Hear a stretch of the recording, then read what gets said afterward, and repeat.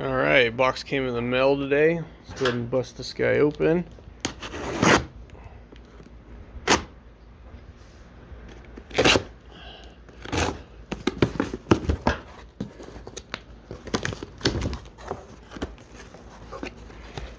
Oh man, some Wilwood parts.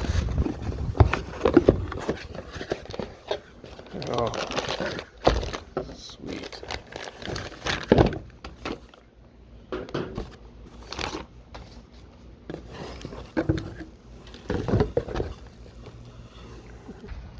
Alright, so next revision of my Wilwood brake kit.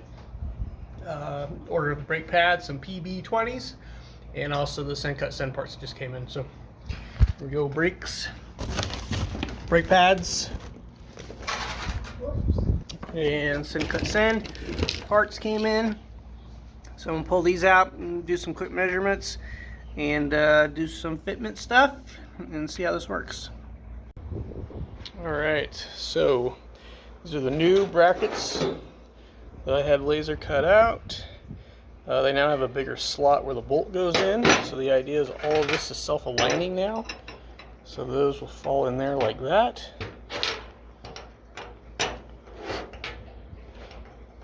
Like so. And now, because there's more surface area working with, it's pretty easy to see if there's a gap in there if light shines through. So I can play with which side produces the best fitment, probably that side.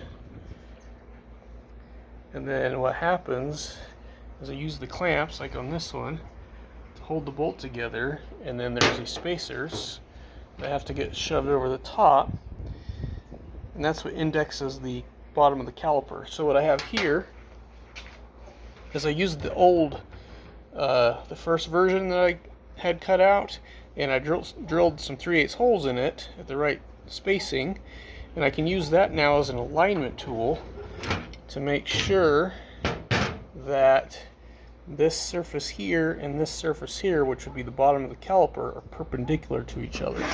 So I can now slide, I can do something like that and make sure that these are square, because if they're not square, it'll be like that or like that, and that's bad because that would show that the caliper's twisted on top of the rotor, which would be bad. So now I can kind of align everything before I tack weld some stuff together and see what it comes out. So we're gonna get to that. Alright, so I got two of these welded up with my bracket over here to square everything up, and I was able to check perpendicular from here to this surface while I was putting it together and welding it, so everything looks good between these two. So I have some little adjustability here on the depth when this goes into the bottom of there and there. So I think tomorrow what we'll do is we'll jack this front passenger or driver's side up, pull the wheel off, and we will loosely fit everything on there like I did the other.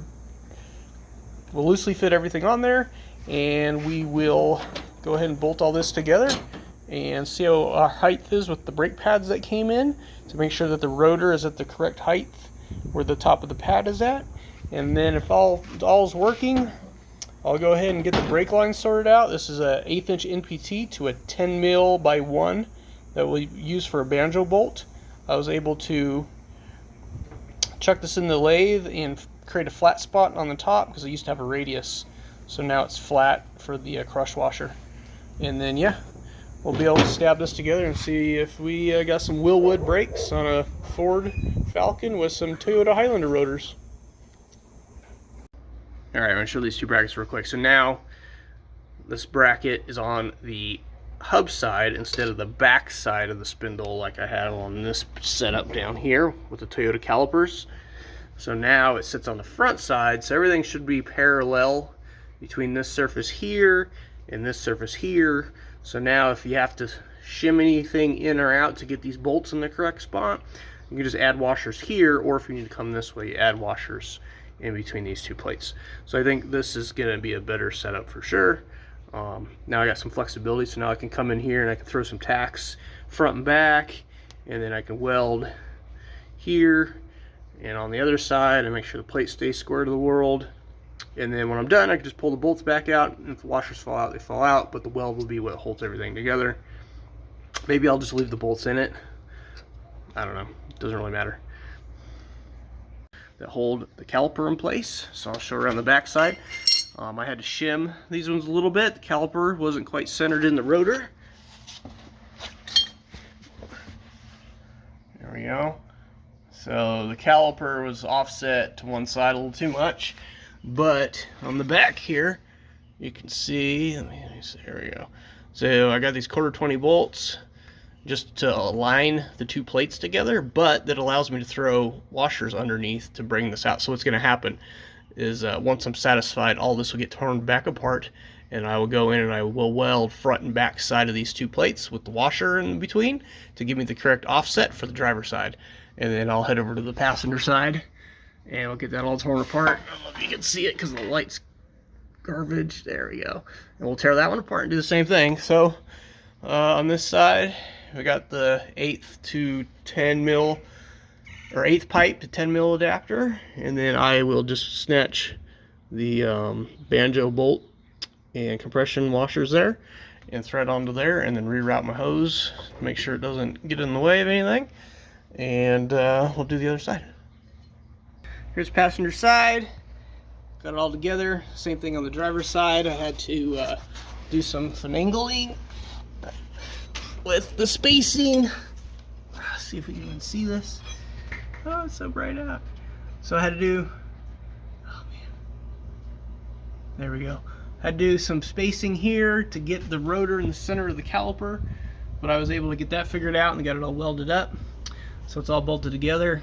Kid helped me bleed the brakes, and this adapter is working out really well. So let me get the light out of the way.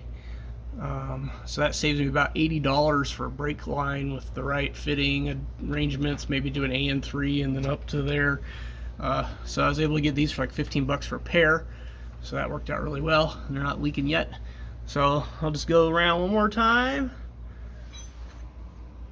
and double check the bolts, and then we'll do a little maiden drive around the neighborhood. There we go. Everything clears like it should. Alright, so got the turd back on the ground. Ooh, there we go. Got everything all put back together. Took it for a trip around the block. Everything seems to be working. Actually worked out pretty well.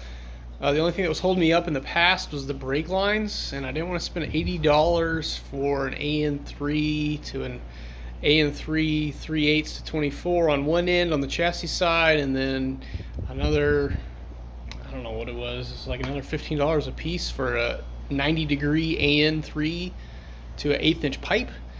Luckily I found these 1/8 inch NPTs to 10 mil by 1, which is the same as a 10 mil banjo bolt that used on the Toyota and also on some GM stuff. And I think everybody pretty much uses a 10 mil banjo bolt. Some might use a 7/16, I don't know. But I was able to get those off of Amazon for like 15 bucks for a pair, and they're stainless, and I was able to chuck them up in the lathe and get rid of the radius that was on the top and make it flat, and stuck those on there, and that seems to be working. So the trip around the block worked pretty good.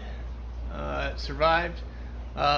Pedal pressure seems to be about the same as the Toyota calipers, which are over there somewhere. There they are. Piston diameters are almost the same, so in theory pedal pressure should be about the same regardless, but with these brake pads they should have a higher friction coefficient.